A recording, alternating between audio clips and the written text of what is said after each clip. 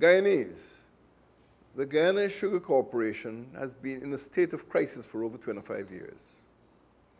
The government has acted resolutely and responsibly to protect the livelihood of workers, to preserve the viability of rural communities, and to prevent the further financial depletion of the country's treasury.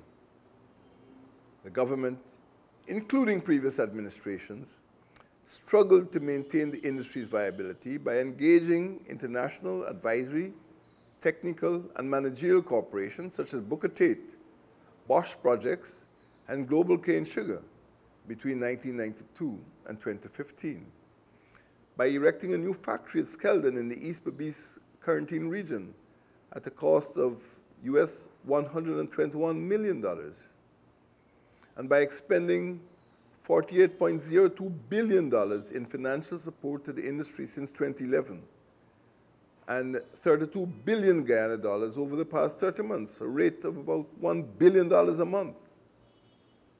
This government cannot sustain the sugar industry in its current state. It has had to make difficult choices in order to ensure the industry's viability.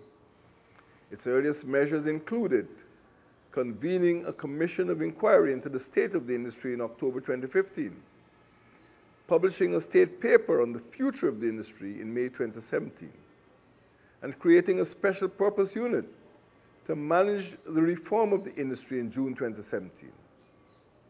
I iterated in my address to the 71st sitting of the National Assembly on the 2nd of November 2017 that, and I quote, "The sugar industry is being consolidated. It is not being closed.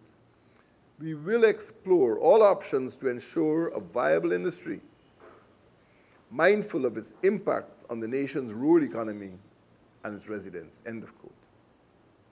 The government is committed to making the industry efficient and competitive by consolidating cultivation in East Berbice at Albion, in West Berbice at Blairmont, and West Demerara at Iflot.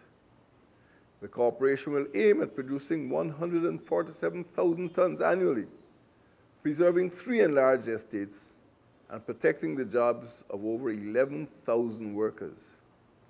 The government is committed to the welfare of sugar workers and their families. It has estimated for the expenditure of over $2 billion to provide 50% of severance pay due to all ex-employees by the end of January 2018, the remainder being paid in the second half of the year.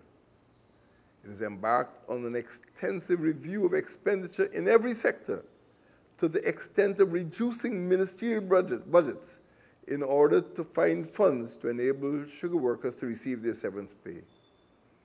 And it has earmarked $100 million to provide small loans for entrepreneurial activities which could open opportunities for employment after leaving the sugar industry.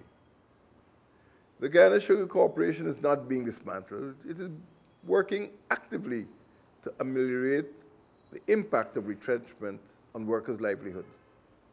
It has established an alternative livelihood program aimed at providing support by enabling ex-employees to access available opportunities to function in other fields.